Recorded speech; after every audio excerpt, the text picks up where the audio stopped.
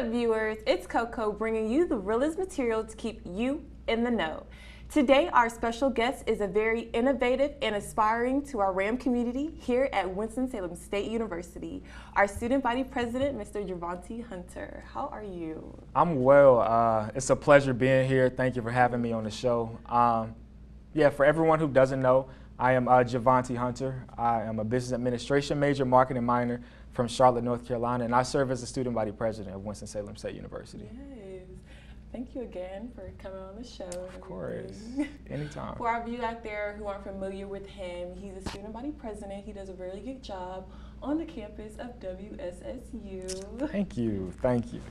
So when it comes to being a student body president, what do you like most about being a leader to our illustrious students? Me personally, I'm the type of person that finds satisfaction in other people's happiness and well-being. So just being able to be in the capacity to serve our students and for them to know that, if they have any problems or if they need any guidance or just want to, have a simple conversation that they know that they can feel comfortable enough to come to me, that's the biggest satisfaction of being a student leader. Okay, so what has been one of the most difficult things you feel like you went through as a leader here?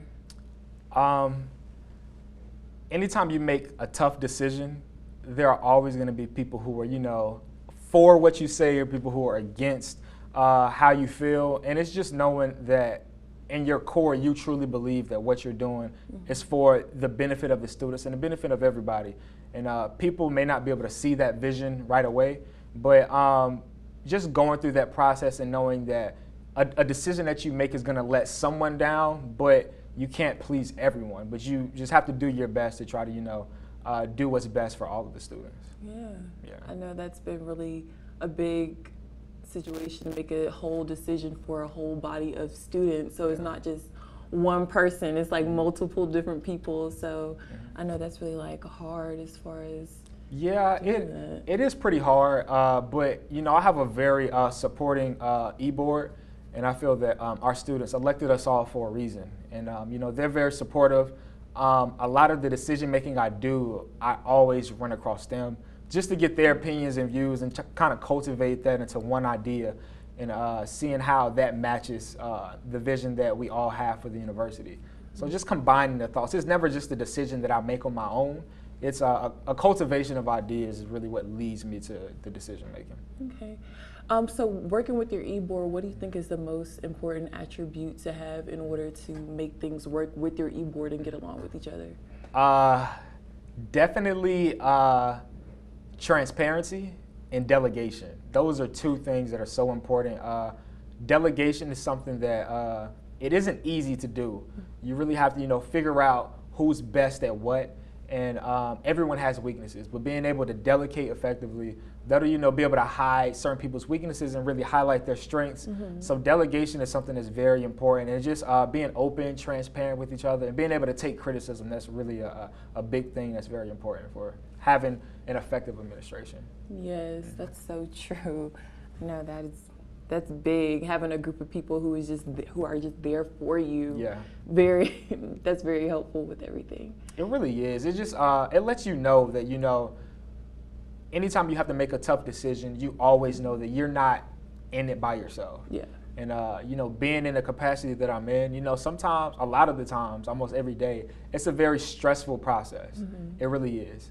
And, I was very cool, and I talked to the previous SGA presidents a lot, and it's really something that you can never fully be prepared for. Yeah. I was listening to some Wale song, I forget the name of it, but the beginning of it had a little script, and it said, how can you fully be prepared for marriage? And they said you can't, because you go through the process of marriage and you grow as you go through the process. So anytime I'm going through some type of process or experience some type of growth, I just remember that and know that, you can always prepare to your best ability, but you can never fully be prepared. There are always obstacles that are going to enable you to grow more. So, yeah. Yes, it's a lot of wow. You really have to form to whatever happens. You just have to really change yourself quick like that. Okay. So as far as being a leader, who do you think is very inspirational to you? Who has been tremendously impactful on your life here? Here or just in general? Just in general, as far as being a student body president, who has been impacted you? There are a few people. Number one is definitely my mother. For the inaugural address that I had for our administration's inauguration, got a little teary-eyed just talking about her because she was there, and I requested her to stand up, and I basically, told her how she impacted my life and my ability to stand out and, raise above the bar and be that leader that I am today.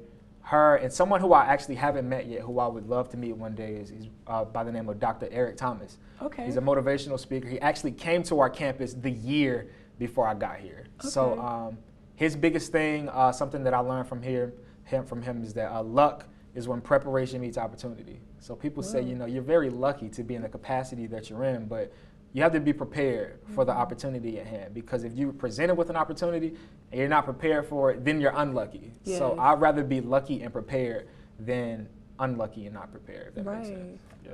Okay, which has been like the biggest challenge that you feel has really hit you since you've been president? The biggest challenge is probably knowing that I'm only going to be in this capacity for about 8 months. And knowing that a lot of the things that I want to see come into fruition, I'm not going to be able to be a part of it. But I have to, be selfless and make that sacrifice in my servitude and lay the foundation for the upcoming administrations. And knowing that, in order to leave a legacy behind, you have to, lay the groundwork. And when that legacy comes into fruition, is going to be when you're gone. Yes. So one of those struggles is just trying to fit everything within an 8-month schedule. Wow, that's a short term. It is a short term. So to get everything done that you want to and execute every plan, that's big. That's a big job. Yeah. Time, it flies by so fast. It's already homecoming. Right. It's a hectic time for SGA. It's a hectic time for the advisors and USAE. It's a hectic time for literally everyone involved with the scenery and the camaraderie associated with homecoming. So it really does fly by fast. I literally remember being here over the summer since May. Wow. I didn't have a summer break. I was here working with my advisors, formulating plans to see how we're going to be able to put our students in the best position to be successful. So literally, I really haven't had a break yet, but I'm enjoying the process of it. Yeah. Okay. Which do you think is like the most important characteristic of being a leader? I feel like staying true to yourself is very important. Some people may be able to get some type of spotlight or some type of fame associated with that leadership. But being able to stay true to the person who got elected in that capacity in the first place is very important. People get power and they kind of change who they are. They forget where they came from, and they forget the situation that they were in before they got that power. And just remembering who you are and staying true to your own nature and not trying to conform to what everyone else wants you to be, but having your own ideology and living up to your own standards, that's something very important in a leader. Individuality, because a lot of people, they will, hey, vote for me, vote for me, vote for me. Then when you vote for them, they don't want to do anything with the community. They don't want to help. They don't want to advocate and speak for everyone else who has a voice. They just don't help. One of the biggest things that, I hear students talk about is, not me, but just in general, they'll say, well, why should I vote for this person who is trying to be friendly for me now that the voting season is around? And I always kept that in my mind whenever I was like a freshman and sophomore, junior, even before I ran for SGA president, to just stay true to myself. I'm a very kind, outgoing person. I'll speak to anyone. If I see anyone feeling down, I never hesitate to ask, how are they? Because mental health is so important. Some people may be going through certain things in life that no one really knows about, and a simple conversation can make it all better. So whenever that time comes around for voting season, and you're on your campaign, or you're advocating for yourself in the capacity to be elected to that position, it's not coming across as fake, or it's not coming across as you being real to your true self, because you've always been that kind of person. Right. So that's true. What advice would you give someone who is wanting a leadership role for the first time? A piece of advice that I would give them is to not be afraid. Don't be afraid to be uncomfortable. I think that's something that's very important. A lot of times when you're in a leadership position, you're going to be faced with times where you may feel uncomfortable with making a decision.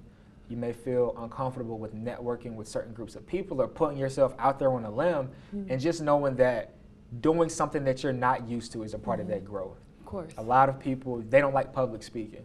So whenever they're in a public speaking class, you know, they get nervous, a little jittery, right. and it's like, I don't feel comfortable. This isn't what I'm used to.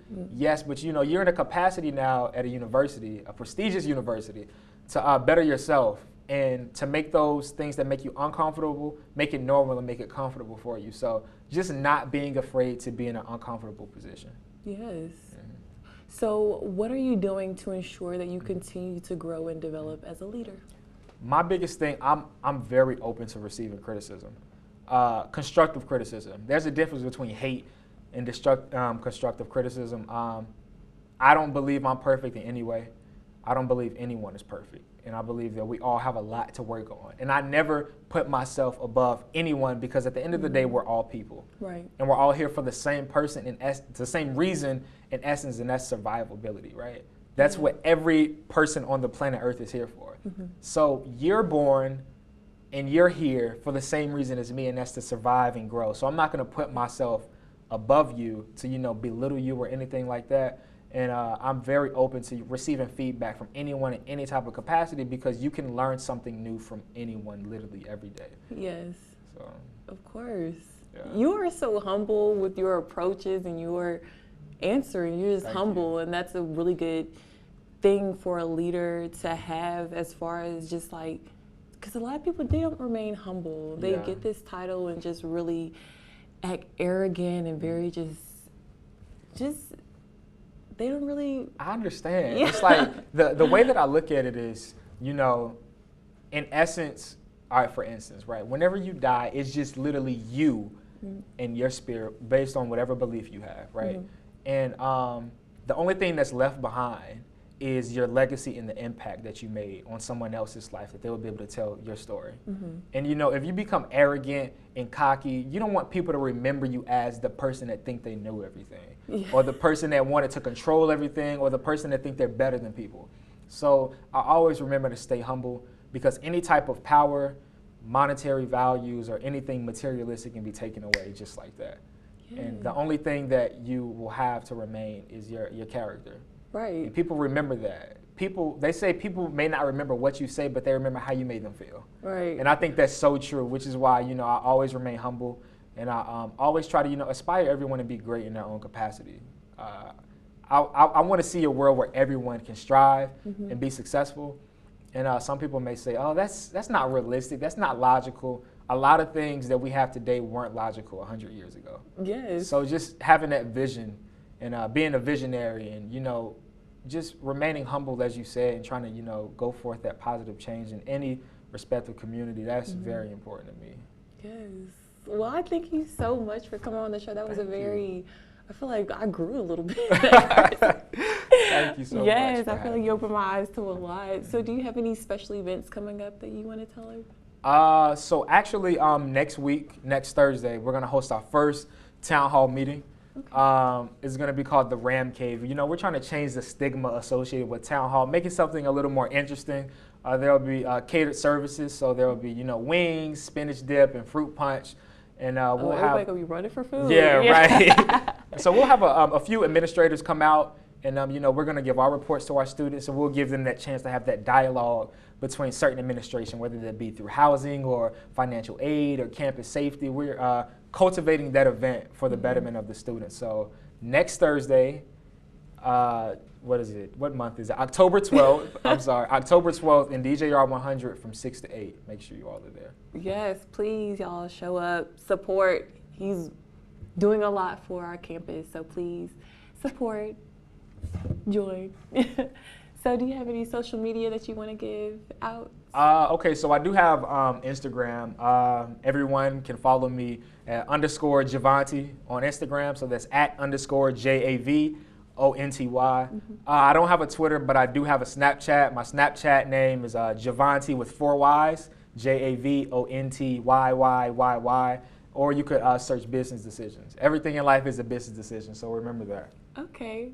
Well, thank you so much for coming again, and thank you to all our viewers out there who viewed in and tuned in to another show of Let's Be Real TV. And thank you so much, and I'll see you next time. Peace and love. Thank you.